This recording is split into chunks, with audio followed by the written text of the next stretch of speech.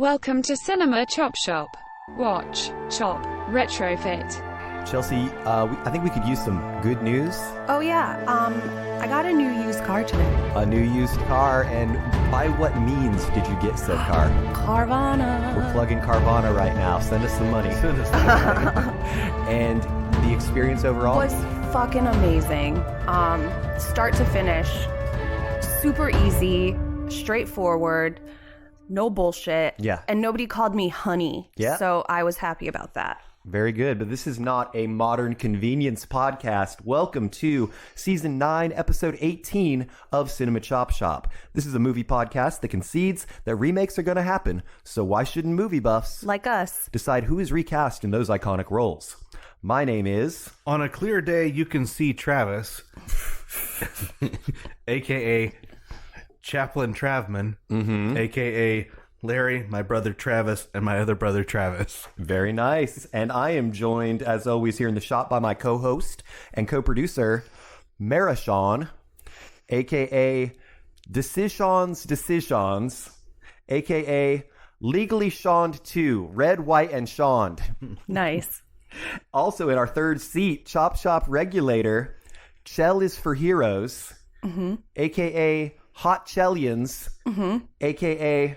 Papa Chelf. Nice. I'm here for it. Further description of the show, the tagline says, watch, chop, retrofit, because essentially that's what we do here. We watch older movies, sometimes they're classic films with iconic actors, and then we retrofit them by tweaking the design with new parts. Quick disclaimer, we're not actually in favor of the remake, reboot, sequel-dependent cinematic culture. It needs therapy. This is more of an exercise in satire and irony. We try to be funny.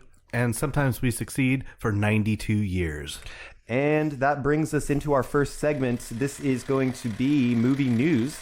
And this is where, throughout the week, we try to pay attention to stories that pertain to the world of cinema or our show in particular, or just stories that you, the chop shoppers out there, might find interesting. And unfortunately, this week, we do have to start it off with 3 RIPs.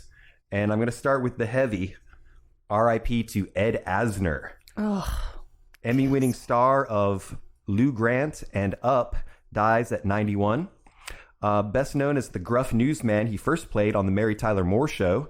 He was also a busy character actor and a political activist. A unashamed socialist. Yeah. Okay. So once again, rest in peace and rest in power to him.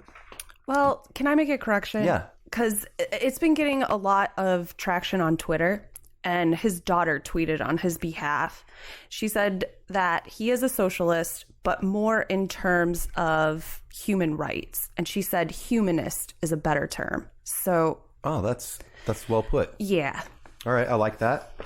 And next up, this is also very sad. Matthew Mindler, the actor who was a child actor in Our Idiot Brother. You guys remember the Paul Rudd vehicle? Yep. Was found dead by suicide, and his mother is speaking out about his struggles with anxiety.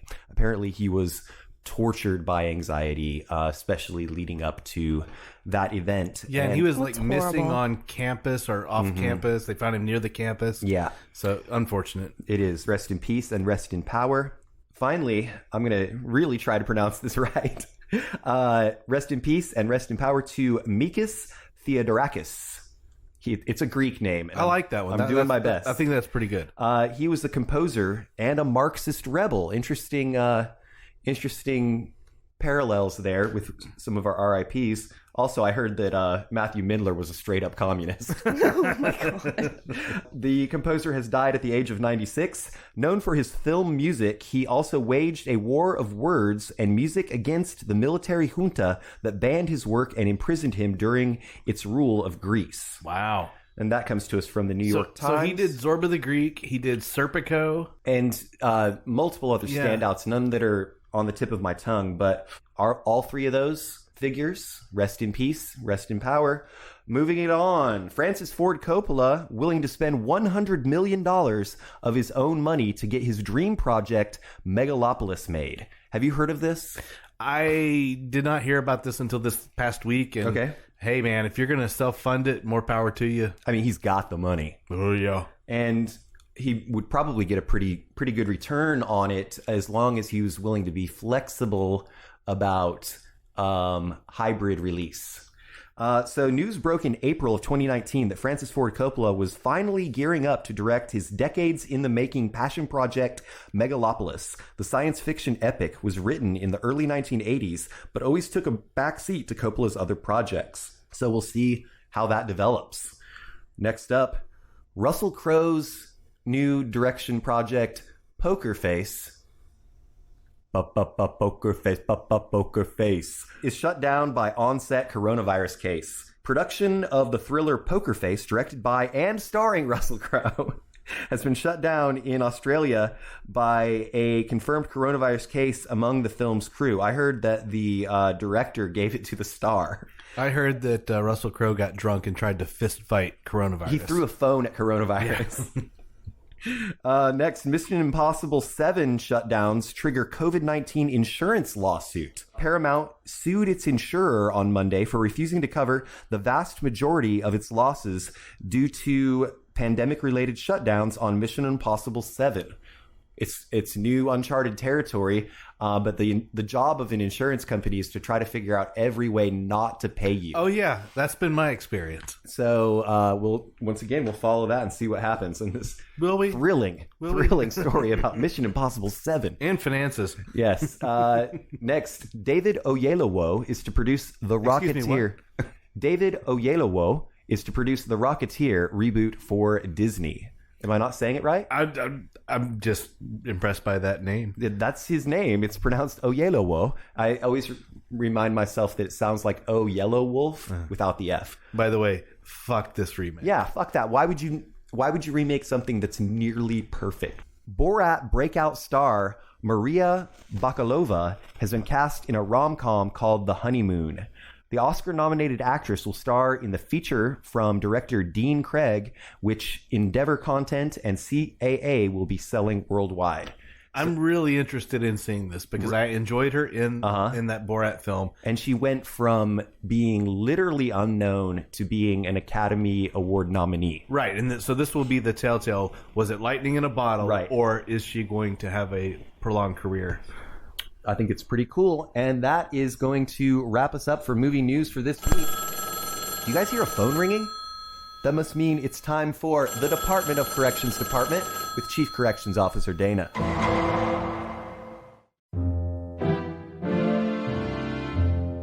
Hiya, Chop Shoppers. I'm surprised you got through the episode without mentioning that Elliot Gould was married to Barbara. Hello, gorgeous. Maybe that was intentional. You guys might know James Frawley if you saw him. I recognized him from a couple of episodes of The Monkees. Aftermath starred Harry Morgan, Jamie Farr, and William Christopher. It lasted 2 seasons. Never heard of it, to be honest. It was my man, Mr. Tony Bennett, who Bob and Carol and Ted and Alice were going to see in Vegas. Elliot Gould was Harry Greenberg in Bugsy. Time for my not-so-long goodbye. See y'all next time. All right. Thank you, Dana. We certainly appreciate that. And it is kind of interesting and coincidental that you mentioned Elliot Gould and Barbara, because she's gonna come up later in this episode. So that will close the doors on the Department of Corrections Department for this week, bringing us to the theme of the episode. In celebration of his 92nd birthday on September 5th, the films of Bob fucking Newhart. Can we? Yeah. Oh my God. I love him. All right. So tell us a little bit. I mean, I think everybody out there is familiar with who he is. He started out as a character actor and then achieved considerable fame in multiple TV series. I think you'll find he just started out as a comedian. Right. And also there's a lot of information about like odd jobs that he did prior to finding any success as an accountant. A very loosey-goosey accountant. Right.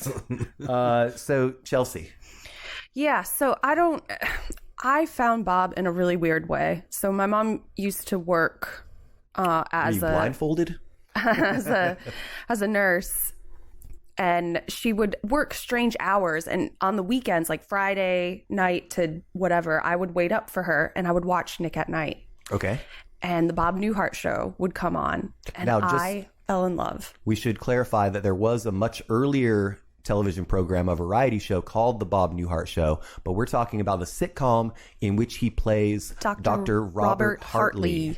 Clever character name there. And tell us more. Became obsessed, and then Nick at Night did this commercial where it was the theme song and they just kept saying Bob Newhart over and over and over.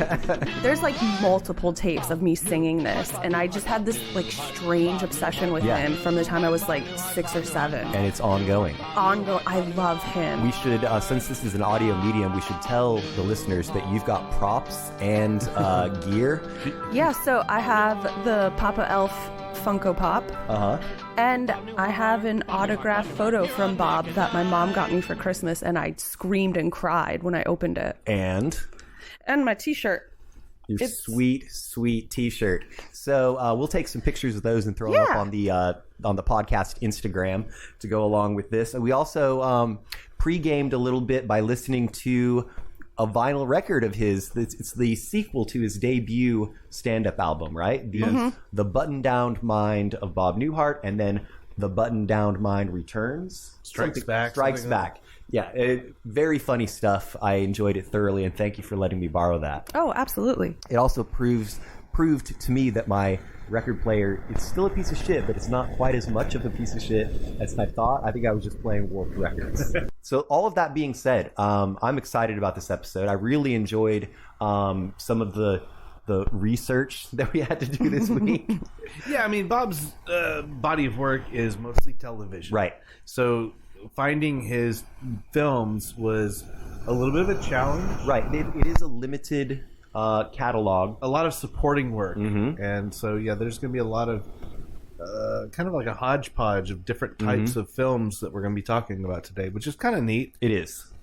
And with that being said, should we go ahead and get into our next segment? Let's do it. It's the Midnight Double Feature, and this is where we go around the panel and we each talk about 2 films that we have pre-selected that relate to our topic at hand, this week being the great Bob Newhart.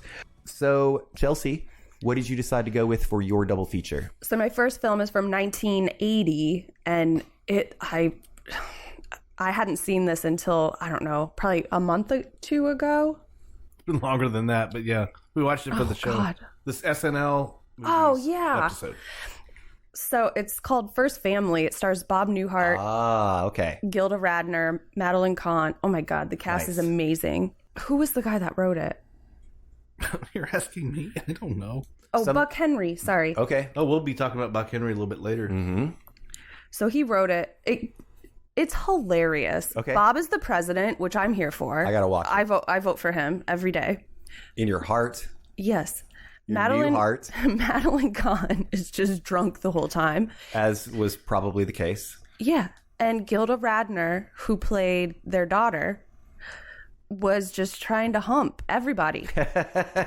Gets a little bit racist towards the end. Okay. But it's 1980. Yeah. Year of my birth. And your mom was telling you that it was a spoof of Gerald Ford's presidency? No, I said I wondered if this is making fun of somebody. And both you and her speculated that it... Okay, I'd have to watch it to form my own opinion, but the timing would correspond with the transition from Carter to Reagan. So maybe not the setting. When is it supposed to be set? Present day. Okay. So I'm pairing that with 2003's Legally Blonde 2, in which Bob makes an... I'm not saying it. Bob makes an appearance, and... I mean, it's a cute movie, but First Family's way better. Yeah, and I think that the first Legally Blonde is better than... Oh, yeah. I agree, but this one just has more political ties and Bob. And that's how you... So DC is your connective tissue. Yeah. Okay. All right. Sounds good. Over to you, Sean. All right. I'm going to do 1977's The Rescuers from Disney. Bob Newhart voiced the part of Bernard. It's a dog? Is that a dog? Mouse. A mouse. Okay. I know there's mice in it. I've seen it. I've seen the sequel. Sequel's It's just been a very long time. Yes, Bob Newhart is the voice of Bernard. Ava Gabor is the voice of Miss Bianca. And they are part of the Rescue Aid Society, which is a group of mice who live underneath the United Nations and have their own agenda. That's cool. They get a SOS type message in a bottle from a young girl who's being held against her will by Madame Medusa, and she's voiced by Geraldine Page. Also features Orville the Albatross, which was a pretty cool character. I saw this in the theaters when I was a kid. Okay. It's a fun.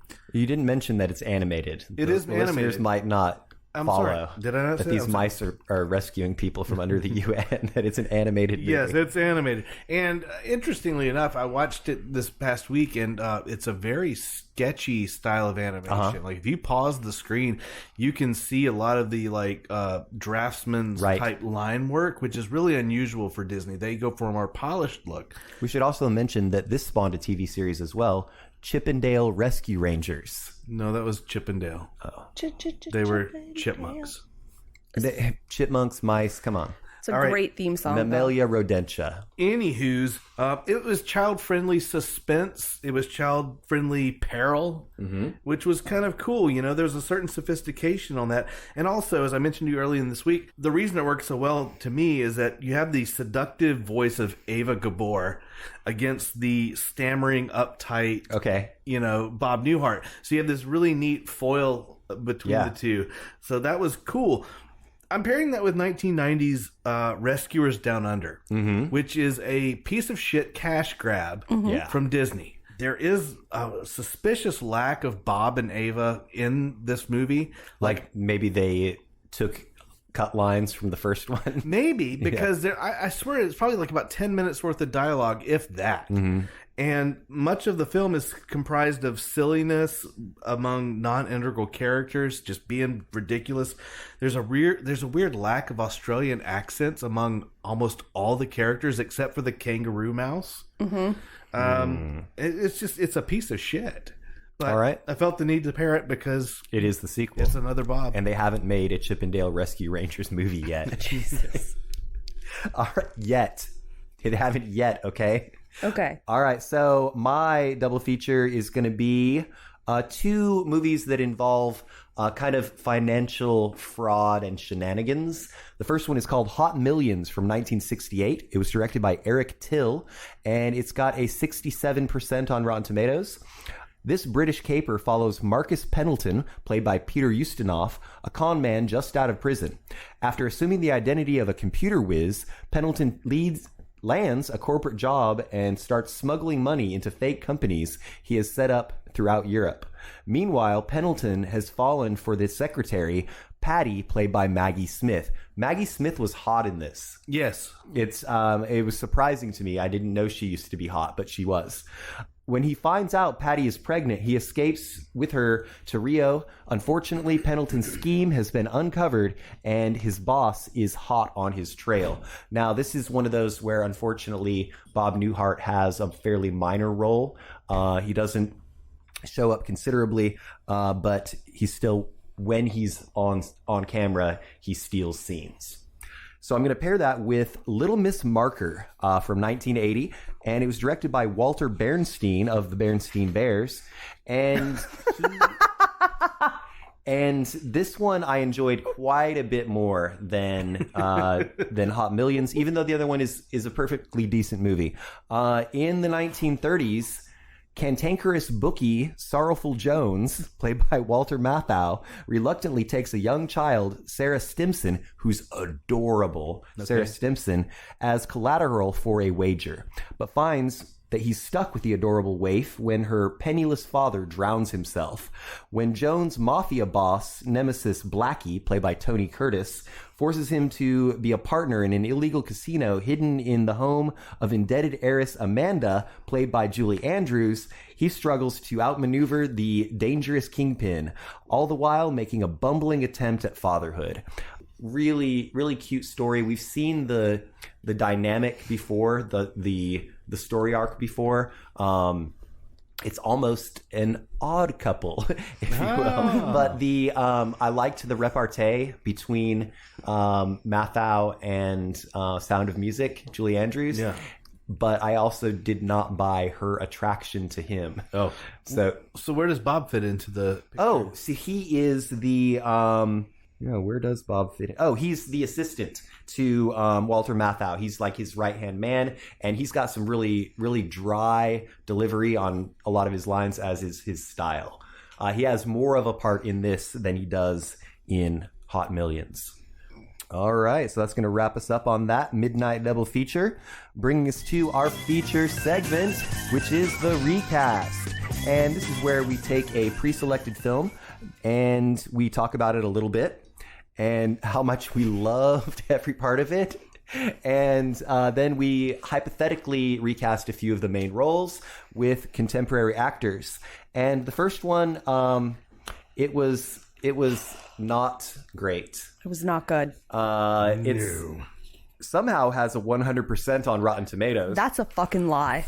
On a Clear Day, You Can See Forever. You can't. From 1970. Directed by Vincente Minnelli, who was married to Judy Garland for a time and fathered Liza Minnelli. And he also directed Lust for Life, The Pirate, Meet Me in St. Louis, and he won an Academy Award for Gigi. So, in this film, this musical, Daisy Gamble, played by Barbara, decides that she'll give hypnosis a try to help her stop smoking, at the request of her fiancé. While hypnotized, she discloses to her psychiatrist, Mark, played by Yves Montand, that she is the reincarnation of a 19th century seductress named Lady Melinda Winifred Wayne Tentrees. Mark soon falls in love with Daisy's former self, while Daisy in turn falls for Mark. But when she realizes that Mark is only interested in Lady Melinda, however, she pulls away. And we're not going to spoil the oh-so-clever final scene of the movie, but it was kind of trash. Yeah. It was. And, you know, her very buttoned down fiance, who we'll talk about in the recast, was very condescending to her femininity, as was Dr. Chabot. Now, remind me, Bob Newhart is the subject of our episode, but he plays Dr. Mason Hume. Now, how does he... I know that he's not in it very much. He shows up an hour and 17 minutes into the film. And I sent you a screenshot. I got it. Remind me, what is his role? He's French doctor's like... colleague? He's like on the board, or... He's higher up. Yeah, okay. Yeah. The administration. Yeah. Okay. My supervisor. All right. So, did I mention that she's clairvoyant? So if she's clairvoyant, wouldn't she already know what was going to happen in this? She doesn't control that. Would she not know that the hypnosis wasn't going to work for the smoking? Would she not know that she was going to reveal her past lives? I don't know. Have you ever been hypnotized? Yes. Did it work? I would say somewhat. Chelsea's been hypnotized. Oh, God. This was in Vegas. Did it work?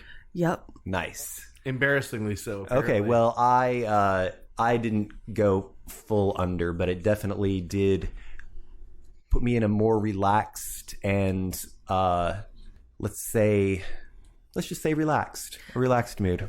I gave a blowjob to a chair in front of an audience. Ooh, that's relaxed. That's super relaxed. Oh, wow. Only in Vegas. Right? So, the roles that we're going to recast, we've got Daisy Gamble, a.k.a. Melinda Lady Tentrees, played by Barbara Streisand, who was 28 at the time. We've got Mark Chabot. Chabot or Chabot?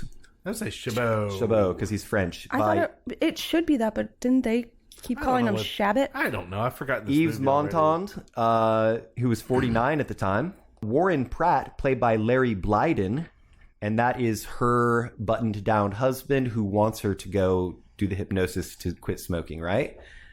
And Yeah, Larry Blyden. Well, no, that is who he is. I don't remember him suggesting that, but no, he wants her to integrate into society.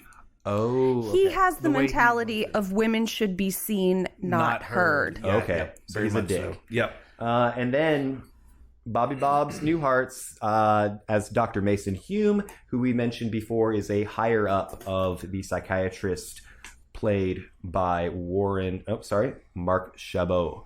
All right, so that being said, let's go ahead and recast this Tire fire. wonderful piece of cinema. All right, well, God. before we jump into it, it's billed as a musical. Uh-huh. The musical numbers are so far spaced out, it does not feel like a musical. Doesn't it really feels qualify. like people randomly singing when the mood strikes. Yeah. Which is really, really disconcerting. Well, that's also how I live my life.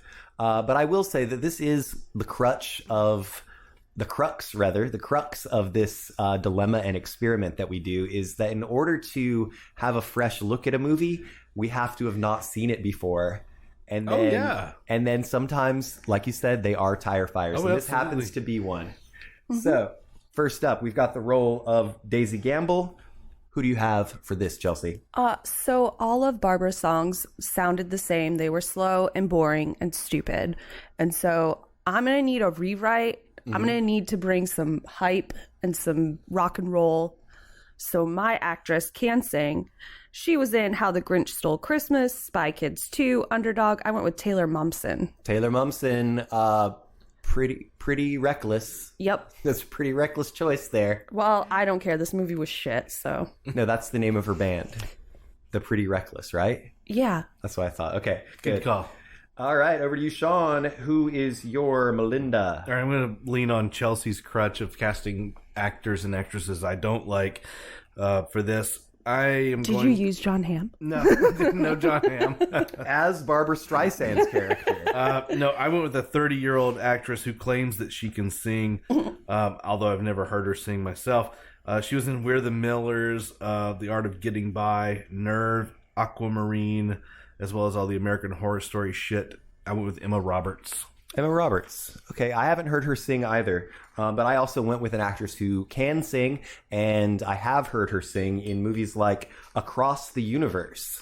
She's also in Westworld and Kajillionaire. Her name is Evan Rachel Wood. Evan Rachel Wood. I like it. She could use a diversion right now. Right? Next up, we've got Mark Chabot, the psychiatrist, played by Yves Montand, who was 49. Chelsea, who's your pick? My actor was in The Pianist, The Pianist. The Grand Budapest Hotel, and Detachment. I went with Adrian Brody. Adrian Brody's a good choice for this. He'd be serious. Yeah. But Yeah. also, could put in some good one-liners, liven this up a little bit. Right on. Also, I want to hear him sing. Yes. Over to you, Sean. I went with a 51-year-old French actor. He was in The Bryce Man. He was in The Wolf of Wall Street. He was in the very bad OSS 117 reboot. But he was in the movie that the Academy Awards just loved because it sucked them off and made them feel great. He was in The Artist. I went with Jean Desjardins. Jean Desjardins. Yeah, that's right.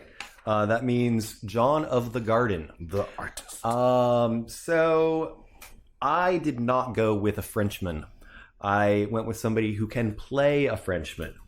He is 49 now. He was in movies like Talladega Nights, Les Miserables, and Sweeney Todd, and Borat. I went with Sacha Baron Cohen. Next up, we've got the role of Warren Pratt, played by Larry Blyden, who was 45. Chelsea, who's your pick? So it's funny that you recast him, because that's who I recast in this role. Oh, really? For the Larry Blyden? Awesome! Because how condescending he is to her, he could do it funnier. Awesome. And not feel as offensive. That's cool. That's cool. All right. Cool. I was a 45-year-old actor who I don't like. It's well publicized that I don't. He was in The Beguiled. He was in SWAT. He was in Bruges. Mm-hmm. He was in The Lobster. I went with Colin Farrell. Colin Farrell's kind of an asshole. I don't like him either. But he's going to be the Penguin in the Batman, right? Isn't he going to be the Penguin? That's what I hear. Yeah. That's gross. All right, my actor can be condescending. He's 45 now. Nope. He's in movies like American Pie, Goon, and Road Trip. I went with Sean William Scott. Sean William Scott is going to be it's going to be a character study for him. All right. We got one more. Dr. Mason Hume. Bob Newhart was 41. Chelsea. My actor was in Legally Blonde 2, Elf, The Rescuers. I went with Bob Newhart. You recast Bob Newhart as Bob Newhart. Yes. Got to keep him working. I love it. He would love to. Yeah. He's still doing it. Over to you, Sean. I went with a 41-year-old actor. This is where I depart from my casting. I went with an actor who I actually liked out of reverence for Bob Newhart. Okay. He was in Old School. He was in A Serious Man. He was in Florence Foster Jenkins. And he shared some screen time with Bob Newhart on The Big Bang Theory. I went with Simon Helberg. Oh, I recently recast him. Yes. Good job. All right, well, my pick is 41 now as well. He was in... I was kind of disappointed by this movie. As Above, So Below. It was supposed to be like a groundbreaking horror. I liked the concept of it. Right. Big Hero 6 and Cloverfield. His name is Ben Feldman. Ben Feldman is my dude. Okay. Nice. So, any final thoughts on A Clear Day you can see... On A Clear Day you can see forever? Skip it? I mean, like, pay for it for Bob. Yeah.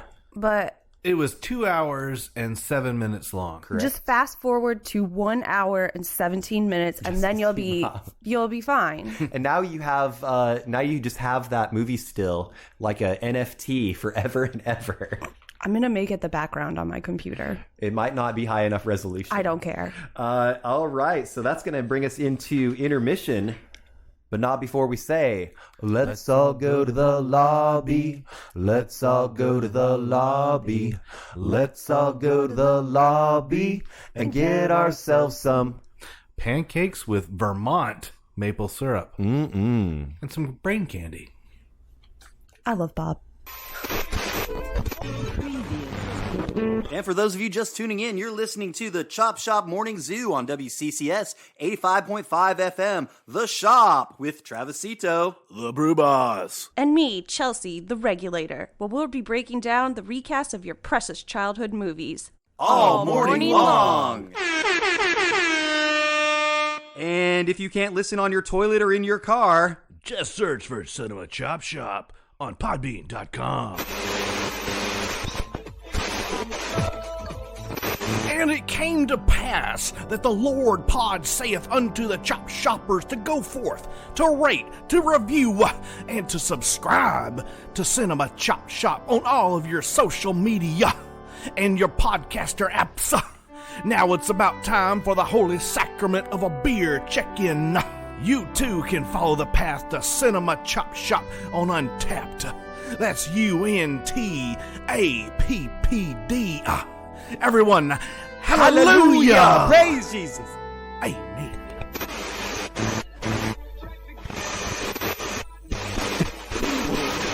Well, hello there, all you naughty chop shoppers. So, you like to listen? Oh, you're bad. Wouldn't you also love to see all of our hot pictures and posts on our very own social media?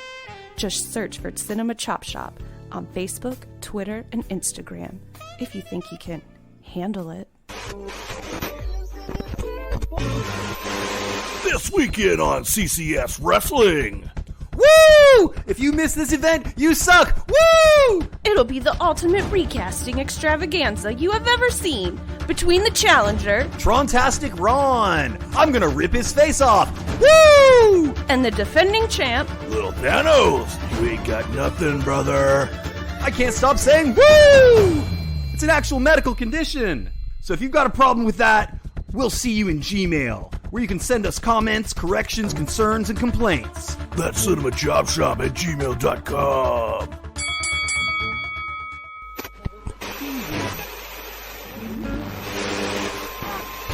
Do you need a used movie? good credit, bad credit, no no problem. Come on down to Wacky Trav's Cinema Chop Shop Blowout Sale, He's out of his mind! where we can guarantee you'll go home happy. Social security number, criminal background check, and blood sample required. Side effects may include euphoria, hallucinations, and delusions of grandeur. So please remember to watch, chop, retrofit.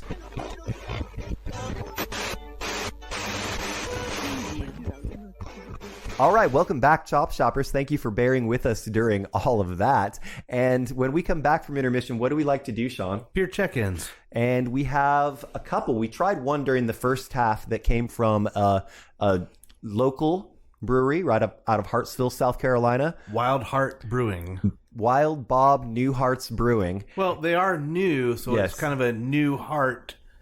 So, listen, we have to give a shout out to my coworker, Farrell, Yes. picking it up for us Very for nice. the win. For the win. Thank you, Farrell. And also, we're going to do another shout out here real quick while we... Do we want to go mention that beer? No, go ahead and do your Okay. shout out. All right, we're giving a shout out to Andrew because he sent a care package directly to the shop. And it was some things that we've talked about here on the show. Most recently, Swiss chalet sauce, which I had never had before. And you folks, you and Sean and Allie, were so gracious to make us a dinner, a chicken wrap and fries dinner where you dip the wrap in the Swiss chalet sauce, and it was so good. There's a picture of it on our Instagram, but once again, shout out to Andrew for that. We hope you're holding it down up there in Ontario. Woo woo. And okay, so this next beer that we're going to have is kind of on theme as well. It's called Two Hearted Ale. And this one's been around for a while, not necessarily this can, but this beer has. And for a while, it was considered a very proper, good IPA. How do you think it holds up over these years? So Bell's Two Hearted has always been a very decent beer. This can, I don't know what the date is on it, so it's a little malty. Yeah, I couldn't tell exactly. I think they intentionally, what's the word? Deface. I don't know, but this sometimes. is like a 19.3 ounce can. It's a long boy. And it came to us from the Wall of Beer up in Clemson, South Carolina, where I stopped and gave them some Seminar Brewing samples. And guess what they did? They let me put a Cinema Chop Shop sticker on their sticker wall. Woo woo. So we're famous. So we're going to welcome all the new fans that we have from up yonder. Yep. God's country. So, with that, we're going to go ahead and go into our next segment, which is the 2021 movie marathon. I made a little bit of progress this week. It is, as of this recording, the 247th day of the year. I'm on 231, which is also the name of the nightclub where I met my lovely wife, Michelle. Ooh. I'm on 278. I am on 311, which is the name of a band that sings a song that gets stuck in my head a lot. Is it Amber is the color of my energy? Yes. Thank you. All right. So, what's your first check-in going to be, Chelsea? So listen, I have not watched a ton of movies this week. I'm going to piggyback off of Sean's. Oh. That's fair. Okay. Over to Yeah. you, Sean. You've already talked about this. I watched Snake Eyes, G.I. Joe Origins. The only thing I really can add to it is that Scarlett, the character I was asking you about, was played by Samara Weaving. Okay. Which I hope this movie does well enough to give her a little standalone kind of origins movie as well. I like her. I don't think I like her quite as much as you, but she also, like, I conflate her with other actresses. Much like Chippendale Rescue Rangers Down Well, Under. she is a little bit of like a chameleon. Yeah, she that too. can sort of go into the background. It's her, but Yeah. I understand. Yeah. All right. So, overall, did you like the action of it? I thought the action was very well done. It was pretty to look at. It was superior to some other installments in that franchise. Absolutely. But I like their scenes of Tokyo at night with like the really cool neon glitzy. There's some really visually some stunning stuff. But at the end of the day, I could not tell you what the name of that clan was. I couldn't tell you the name of that mystic stone. Right. I can't tell you anything about what the plot was, which was really inconsequential. Right. And you say I talked about it recently. I said, man, Nicolas Cage sure has stayed in shape. Because he was in that movie called Snake Eyes. My first check-in is going to be called Mccartney 321. This is number 222 for me.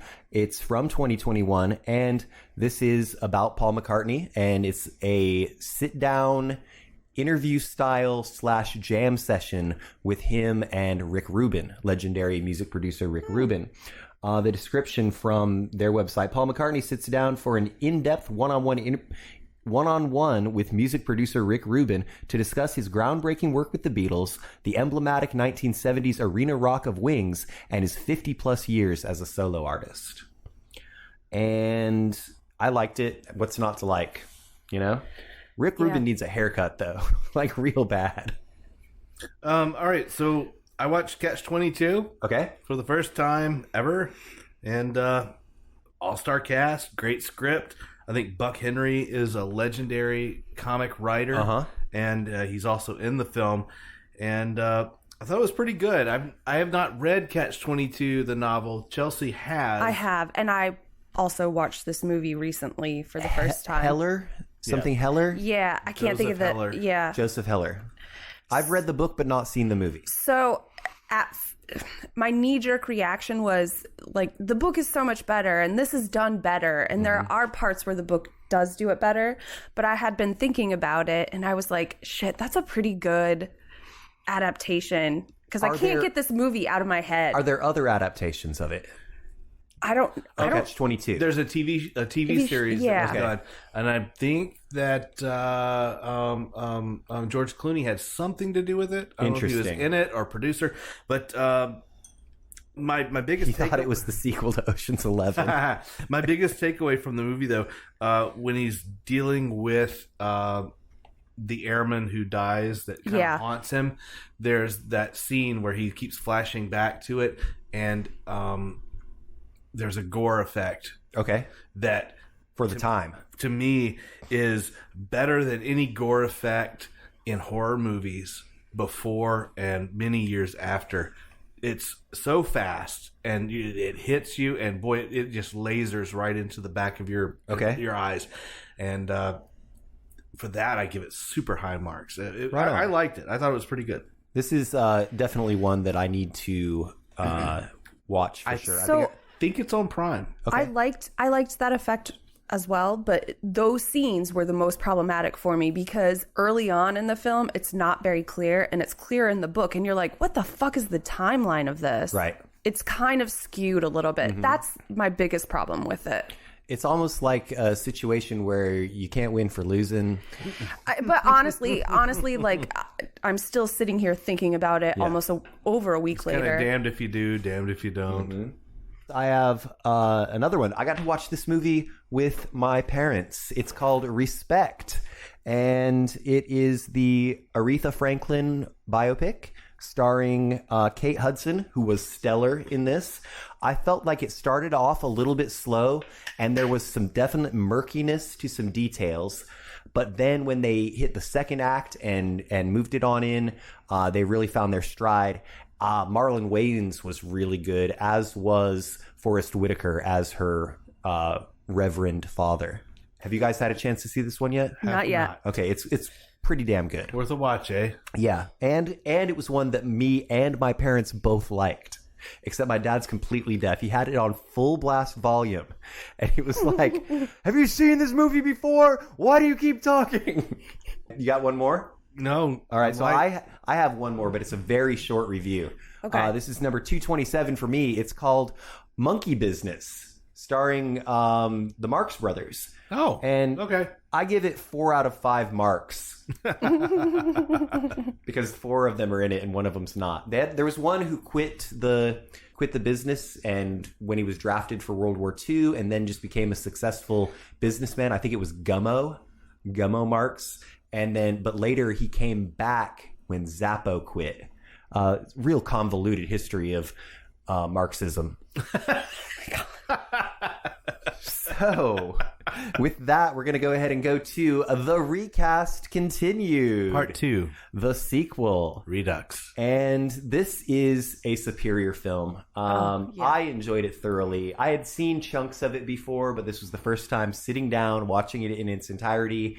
And some of these performances are so over the top. And our man, Bob, gets some good screen time in this. Yes, he does. He's the main antagonist. So it's called Cold Turkey from 1971, directed by Norman Lear, who is primarily known as a TV producer, right? He produced shows like All in the Family, Maude, Sanford and Sons, The Jeffersons, and Good Times, as well as, did you guys know that there was a 2021 revival of Good Times on Netflix? No. Maybe it's not out yet, but that's what I read. It's got a 60% on Rotten Tomatoes. Should be a little bit higher. Yeah, like Chelsea was saying, there is no justice in this world. There's not. When on a clear day you can see forever. You fucking can't. All right, so here's our plot. In the depressed town of Eagle Rock, Reverend Brooks, played by Dick Van Dyke, spearheads his community's effort to rise to the Cold Turkey Challenge. The Valiant Tobacco Company has promised a $25,000 cash prize. $25 million. It says 25,000 right here. 25 million. All right. Well, a large, somewhere in the 25s cash prize to any town in America that can quit smoking for 30 days. So Brooks leads the charge in this battle of the butts, hoping to become a local hero in the process. However, when ad executive Merwin Wren, played by Bob Newhart, shows up to undermine his efforts, this wicked comedy kicks into high gear. And it does get very fast-paced. There's a lot of kerfuffle. Would you agree? Absolutely. Mm-hmm. And digging deep into this, some of the people we're not recasting. Gene Stapleton's in this, who is Edith Bunker. Right. So that was kind of interesting, the connection to Norman Lear.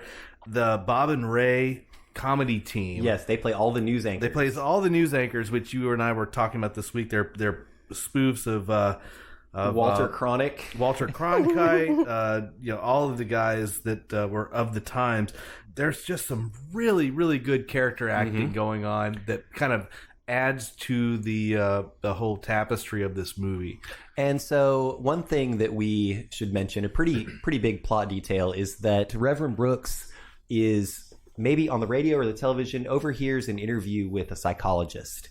And the psychologist suggests that a good way to wean yourself off of cigarettes is every time you have the craving for a cigarette, this is for married listeners only. Oh, yeah, they were very explicit. Listeners only. Engage in the act of marital love. Dick Van Dyke really lives up to his name. And just... like, she barely has time to compose herself before he comes back home. He's, like, ready to go. Yep, and then she starts taking her clothes back off and gets in the bed. Yeah. That was really funny. All right, so the roles that we are going to recast, we've got the role of Reverend Brooks, played by Dick Van Dyke, and he was 46 at the time. We've got Merwin Wren, played by Bob Newhart, who was 42 at the time.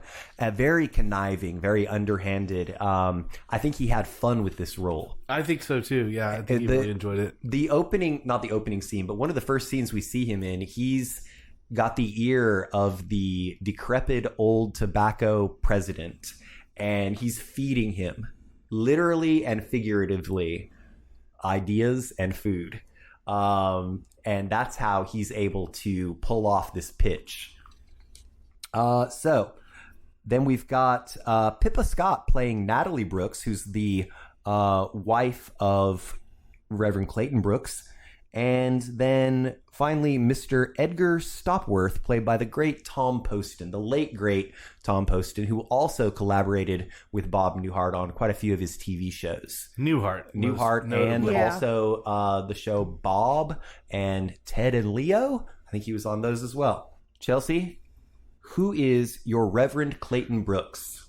My actor has been in The Proposal, Deadpool, and Free Guy. I went with Ryan Reynolds. Oh, that's a pretty good choice. There is something about Dick Van Dyke's smile that reminds me of Ryan Reynolds. They're both super charming. And he's definitely in the right age range. Yeah, he is. Just beautiful humans. Yep. Ugh. Over to you, Sean. Having a hard time, huh? I'm going to pull a Joey Poole on this one. So, keeping in my theme. Reimagining this for today, the Pfizer Corporation has put out a challenge for any town that can get 100% COVID vaccinated. I thought you were going to do something with Viagra. No. That's much more relevant. No. But, No, I mean, the COVID vaccine is more relevant. So, yes. I like it. Anybody who can, any town that can get 100% vaccinated. So my pastor is going to be like an ecumenical kind of well-minded pastor. Yes. Who believes in science and does not believe in the line of bullshit, but has to convince his congregation that, believe in the medicine. I'm with an actor who has that kind of plasticity of his face and can do the comedy.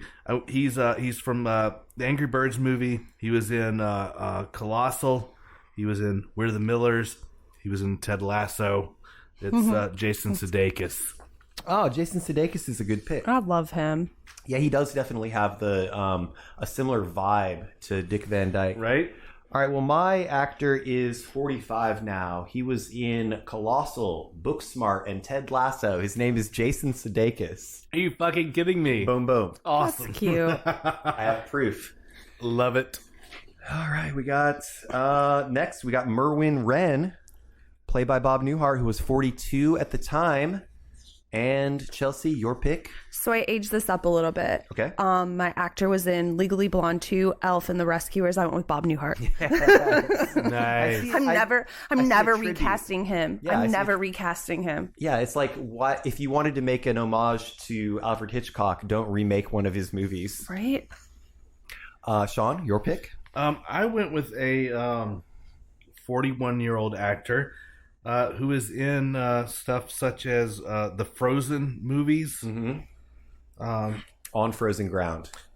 Forgetting Sarah Marshall, Big Mouth. Mm-hmm. And, okay. And Veronica Mars. I went with Kristen Bell. Yes. Okay. That's a switcheroo. I did a little switcheroo, but I like her, and I think she could do the Bob Newhart. Yeah, like undermining things, playing both sides. Puppeteer, ad man. Yeah, all right. Woman. Yep. All right, well, we did not pick the same person. Okay. Merwin Wren is 43 now, and he was kind of a 90s star, but he is now 43. He was in Can't Hardly Wait, Empire Records, and Vegas Vacation. His name is Ethan Embry. Good pick. I love him. That's Embry. A good pick. And he's got a little bit of Bob. He does. Especially now that he's aged into his face. I like that a lot. That's a good pick, man. All right, next up, we've got Natalie Brooks, the wife of Reverend Brooks, played by Pippa Scott. And I was not familiar with her. Do we know her from anything else?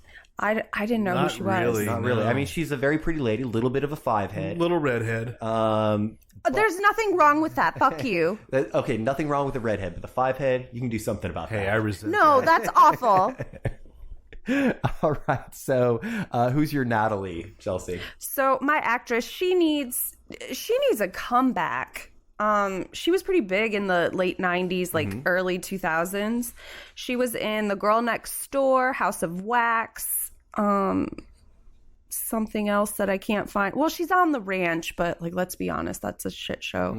I went with Alicia Cuthbert. Oh, yeah. Yeah. From 24. That's all you got to say is from 24. I didn't Girl watch. Next Door. And Girl Next That's Door. what I said first. She really hasn't done anything. She's in a while. notoriously hard to work with. Okay. Almost is like she? Almost like on an Edward Norton level, but not like artistically. She's just a bitch. But not Oh, justified. that's unfortunate. That's what I like her. That's what I've read. I don't know her. I've never worked with her. Fair enough. Okay. Who's your Natalie, sir? All right, so I aged her up a little bit, 40 years old, but she does have some face value. She's also a redhead. She was in, funny, we were talking about Gold not too long ago. She was in The Help, and she was in the Jurassic Park movies with Bryce Dallas Howard. You like her? I love her. I do like her, yeah. She is, just for the record, guys, she is not the same person as Jessica Chastain. No, No. not Who at the all. fuck would confuse them? Nobody. That's why I was making it very Apparently clear. you. Yeah. Oh, okay. My Natalie Brooks is Just 36 testing. now, and she started as a child actress, but has done some really cool movies throughout her career. She was in Corina, Napoleon Dynamite, and Andre. Oh, I Her know. name is Tina Majorino. Nice. Tina I Majorino. love her. Cool. I think she's really good. You want to So, buy, I some still- barrettes and scrunchies? Listen, have you seen Karina? Yes, of course. Okay, do you still like blow at red lights? Because I do. Oh, no, but I do tap, if I go through a yellow light, I tap the ceiling. That's probably not in that movie. It's That's not. Just one thing I do. When I used to smoke cigarettes, I would always flip one cigarette over in the pack. Actually, I did too. some people would do two, one for good luck, one for a good fuck. No, just one. We got one more role, and it is the role of Mr. Edgar Stopworth. I keep wanting to say Stopwatch. Played by Tom Poston. And they broke the mold when they made Tom Poston's face. Oh, yeah. He's got such an expressive, unique face. But he just looks lovable. He looks like a lovable giant. He was so good on Newhart. Yes. Yeah. Is the handyman George. Yes. Yep. And Chelsea, who were you leaning towards on this recast? So he's not so much a giant, but he is super lovable, and I love him. He was in The Suicide Squad, Free Guy, Jojo Rabbit. I went with Taika Waititi. Taika Waititi. I think he could do a good job in the He role. can do anything. I know, I love he really him. can. Wow. Sean, your pick. All right, this is my favorite recast of the week because I've never recast him before. Really? But I also learned that he is an accomplished writer. He's 51 years old, and you would know him from Orange County. Mm-hmm. He was also a writer. You would know him from Freaks and Geeks, maybe. Pushing Daisies. But most people would know him, which he was a writer, on School of Rock as Ned Schneebly. It's Mike White. Oh, wow. Mike White. Show me a closer picture. Okay. I know who you're talking about. Oh, this guy. Ned Schneebly. Do you know who he looks like? Tom Poston. He looks like a more buttoned down Macklemore. Okay. The rapper Macklemore. Yep. My pick is 49 now. He was in The Royal Tenenbaums. He was in Old School and Idiocracy. His name's Luke Wilson. Cop out. Yeah, I'm kidding. That was a good pick. He was in Legally Blonde too, which I just watched this past week. Lots of connections. I think that it's going to be more about his delivery and his presentation of And the not role. sounding like his brother. And not sounding like his brother. And also, he's not going to be playing Tom Poston. He's going to be playing the character. That's what I did with Taika, Yes. and I did it better. Of Mr. Edgar. Oh, I forgot to Stopworth. do my my Joey Pool thing of every time saying that. Now just remember, it was, Keeping with my theme. Reimagination. My theme. I Did you have any reimagined Sabrina characters? it. No Sabrina characters. We love What you. We about- love you, Joey. We love you, Joey. What about So I've been watching Riverdale. all right, so final thoughts on the Cold Turkey movie. It's good. It's Yes. good. You should watch it. It's very funny. If you like character comedies, this is a great example because every single character, much like the Werewolf Within movie we watched Yeah, recently, for like sure. that. everybody took their characters and really worked their angle. I mean, from the old lady at the border to the guy that was in charge of the border gate. Yes. I mean, there are some great little nuggets Yep. in this whole fucking film. Yeah. I'm glad that we did this one second. Yeah, Me too. Because On a high note. it's a really good film that I had never heard of. But Same. You had heard of it before? Yeah, Travis? I had seen chunks of it, and also we're getting close to Thanksgiving, and leftover cold turkey is really good. If you It's dip it so in, good. dip it in Dijon mustard. and No, some salt Swiss and chalet pepper. sauce. I'm going to be dipping it in Swiss chalet sauce. Because you guys bought a gross of Swiss Chalet, a 55-gallon drum. We're carrying it No, over the it's- border.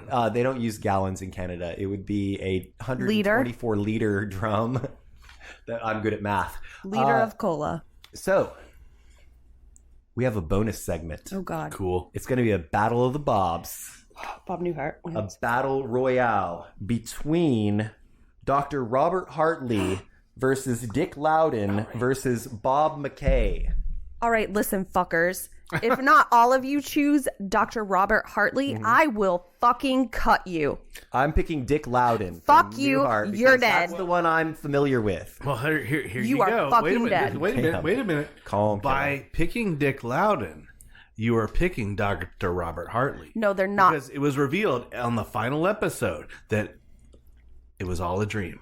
That Newhart was all a dream and Yes. he's Yes. actually just Dr. Robert Hartley? Yes. Oh, wow. So we all picked Dr. Robert Hartley. Why? Which one did you pick? Dr. Robert Hartley. Okay, good. Oh, so Bob is one of his later sitcoms. Or he's a comic book artist, which I thought was kind of... I keep trying to buy it on Amazon. Yeah. And then he also did Ted and Leo, something in Leo with Judd Hirsch. Oh, You're thinking yeah. of Ted, Leo, and the Pharmacist. Yeah. The alternative band. Nope. All right, so we did it, you guys. We want to go ahead and wrap up. I want to thank you, Chelsea, for being here. And is there anything you want to plug? I would like to plug ABBA's Back Together. They're releasing an album. Now we're back together again. That's not an ABBA song. And everyone should buy it. Okay. Sean? I have no plugs Thank this week. you for doing all that you do in terms of production and engineering and just like keeping the ship sailing in the right direction. No plugs? I don't think so. He no. plugs Dr. Robert Hartley, Bob Newhart. Love him. And next week there is no episode. It is a bye week, but there is trivia next week. There's just not a podcast next week. Correct. You'll be out of town on business, but I did go ahead and do a sneak preview trivia question and answer in honor of the late, great Ed Asner. We love you, Lou. So, question. Ed Asner was a member of this improvisational cabaret review, a predecessor to the famed Second City of Chicago. And it's the blank blank. The Windy Citizens. That's pretty good, dude. That's pretty good. But no. The Compass Players. The Compass Players. That's a good question, but hard. I like my answer better. I do too. All right. But I still love you, Lou Grant. I want to plug my new punk rock band.